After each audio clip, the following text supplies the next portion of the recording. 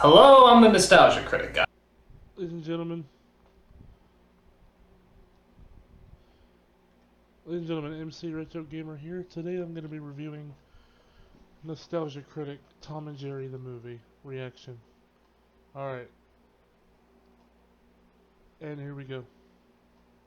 Oh hell yeah, I fucking love Tom and Jerry. With their wanton destruction, comedic timing, and hilarious sound effects, this is the original cat and mouse team that perfected the art of cartoon violence. I'm such a fucking dork that I actually went out and got the DVD collections of these cartoons. And you know what I found out? I'm not the only one who regards them as comic legends. There's directors, historians, and even comedy stars like Whoopi Goldberg and Mad TV cast members who all see Tom and Jerry as comedic gold. With a comedy team so legendary, you'd think Hollywood would put some real time and effort into their first feature-length film together. They do not. Instead, we got Tom and Jerry the Movie, a 1992 film about, what else? Tom and Jerry. But now wait a minute, a Tom and Jerry cartoon is about 7 minutes long with just slapstick and silent humor. How can you possibly make an hour-and-a-half movie out of this?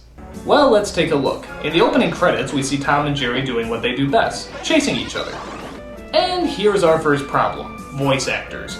Tom and Jerry had little to no voice actors in their cartoons, but hey, maybe the slapstick will be funny.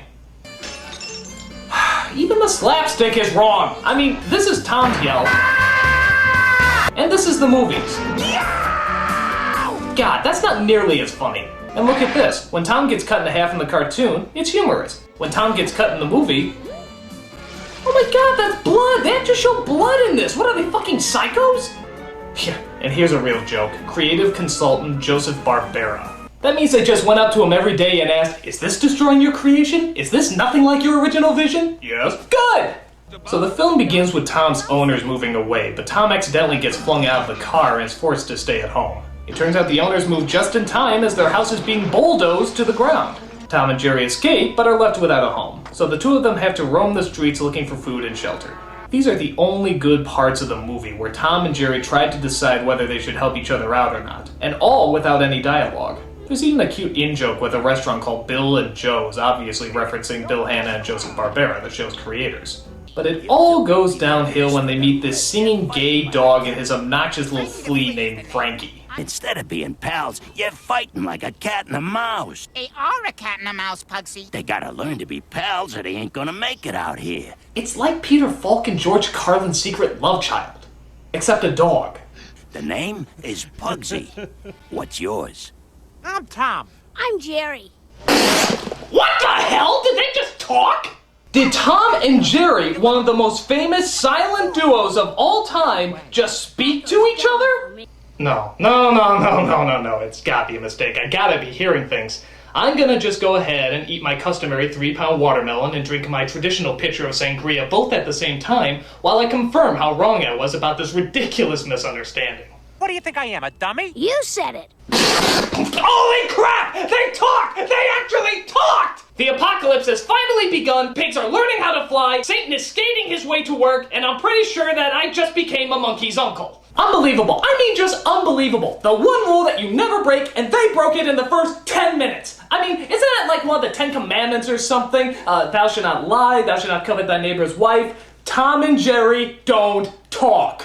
But wait, it gets worse. Not only can they talk, but they can also sing. We two, we're friends to the end.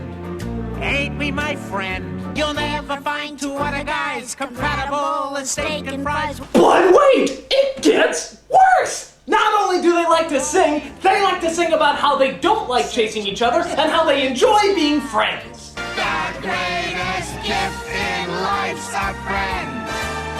He's a daily dividend. Be like us and start a trend. We're friends to the end. Hey, you guys are the greatest! I love it! You are terrific.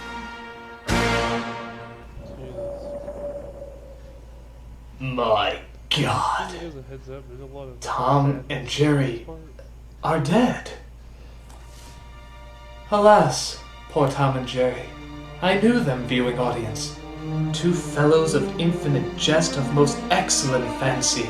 They have borne me on many hilarious antics 1,000 times. And now, how abhorred in my imagination it Mic is. off. My gorge rims at it, whatever the hell that means.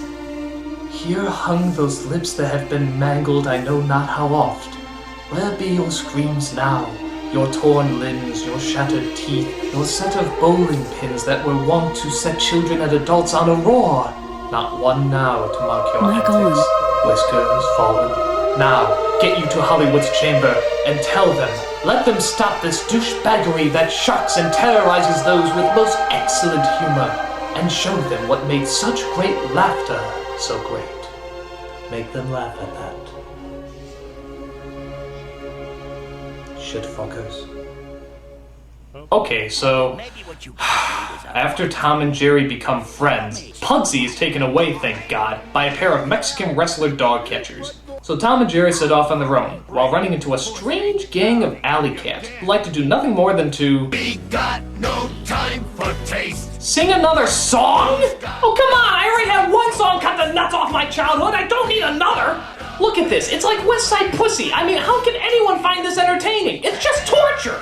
What do we care about nice? What do we care about sweet? Oh yeah, I'm gonna be humming that tune all week. Fuck it.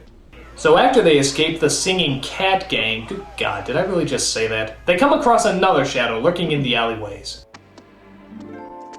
Who the hell is this? I'm Robin Starling. I'm afraid I don't have a home anymore. I'm sorry, we're trying to shoot a movie here. Is there any chance you can just kind of mosey along and, I'm an orphan. My mother died when I was a baby.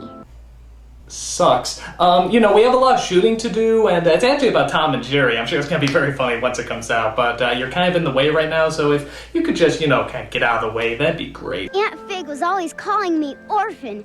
She even stole my locket and threw it out the window, but I climbed out and found it.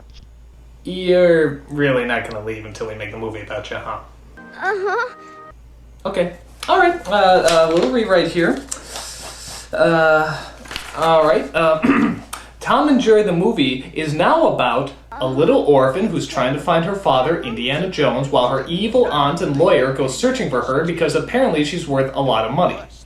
Oh, and there's a cat and mouse in there somewhere, but that's not important.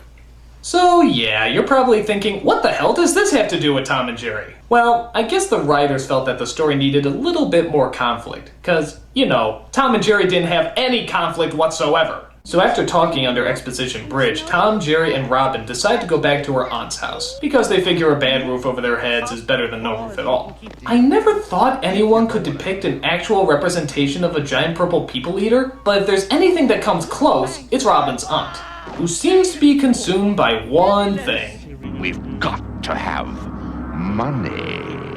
Oh, sounds like the producers of this movie. So they talk about what they're gonna do with Robin and... Oh no, please, not another one.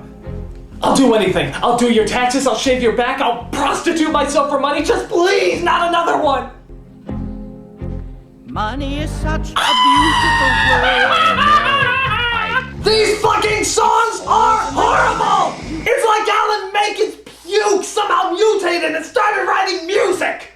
That's disgusting. So you might be asking yourself, is there any slapstick in this movie? Well, there's a fat dog on a skateboard who seems to pester Tom and Jerry as they try to eat. Special.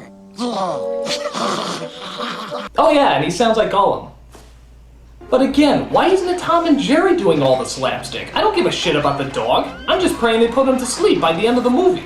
That goes double for me. After making a mess of the place, Robin's aunt decides to send Tom and Jerry to a person who takes care of pets named Dr. Applecheeks. By the way, have you noticed the strange names in this movie? Dr. Applecheeks, Aunt Fig, Mr. Lickboot? These are sounding more like abstract fetishes. So it turns out Dr. Applecheeks holds rich pets ransom and gives them back to their owners for outrageous amounts of money. How do I know this? Because he sings about it, of course! Yes, animals are business, a money-making business. I don't think so. So while in the pet prison, guess who they bump into? No, not him. You! You killed Tom and Jerry! You turned them into friends and ruined the franchise! What? So Tom and Jerry escape and try to help Robin get reunited with her father. Hey look, it's Tom Sawyer and Huckleberry Finn! I've been watching this movie too long. But a giant ship separates our heroes as Robin wakes up in an unknown house.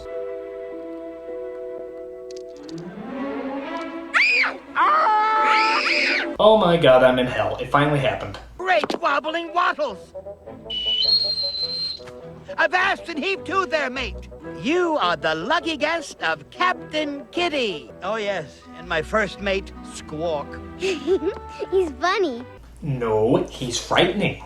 So, while Robin is stuck watching Captain Kitty's psychotic episode, she manages to tell him where she's going. Tibet. Have you been to Tibet? I don't know. Why don't you sing about it? I've done it all. Why does everybody have a song in them? Doesn't anybody just say yes or no anymore? Slayed Carnegie Hall. Nothing at all. I played Macbeth on Shut up. and got pneumonia twice. And Shut up. can't have it all. Shut up! Montreal. The road was small. From Saskatoon to Minneapolis. So Tom and Jerry find Robin, but unfortunately Captain Pedophile is holding her ransom for $1 million reward that her aunt promised. On top of that, Dr. Applecheeks hears about the reward and wants to get her too. But unfortunately, he was tossed out of the car that he was in, so he has to find another form of transportation. What in the heck is going on? What the hell was that about? Was he gonna sexually assaulted? I mean, what the hell? So Tom and Jerry help Robin escape as they get on a boat which they, of course, know how to drive. This results in a wild goose chase as everyone chases after Robin in order to get the $1 million fortune. So let me clarify this for those of you who might have missed it. A cat and mouse are driving a ship trying to save the daughter of Indiana Jones while being chased by a purple people eater, a dog on a skateboard, a performing ship captain, his hand puppet Squawk, 2 Mexican wrestlers, and a doctor riding an ice cream cart. Ladies and gentlemen, welcome to the mindfuck. So Robin gets to the cabin where she thinks her dad is, only to find the bad guys are there waiting for her. But a lamp falls over and of course starts a fire, burning down the entire cabin. I always love how one spark can set off a house fire in like 2 seconds. Watch. You see? It looks like all hope is gone for our 3 heroes until... it's Robin's father, Indiana Jones! Robin! I'm coming! Hang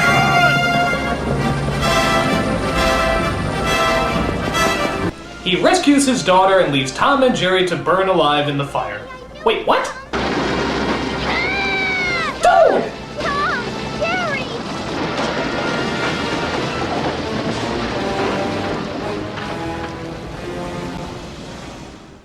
That's... dark. They're gone! My best friends are gone! Don't cry, Robin. We'll find them. Or at least what's left of their charred remains. Either way, we're eating tonight! Oh, of course they're alive. They survived Thanksgiving dinner's more threatening than that. So Robin and her father adopt the cat and mouse and invite them to live in their home, where, of course, Tom and Jerry start doing what they should have been doing throughout this entire movie. I love this little circle here, like, yep, that's what it's all about. But nope, that's not what this film is about. I'll tell you exactly what this film is about. An hour and a half too long! This film is awful, the lowest form of shit. It sucks ass. It sucks balls. It sucks ass balls. If I was to go back in time to tell the Tom and Jerry of 50 years ago that they would be making a film of this caliber about them, what do you think they'd have to say about it? I'm trying not to. I'm the Nostalgia Critic guy, remember it? So you don't have to. Yeah, what a fuckload of ass!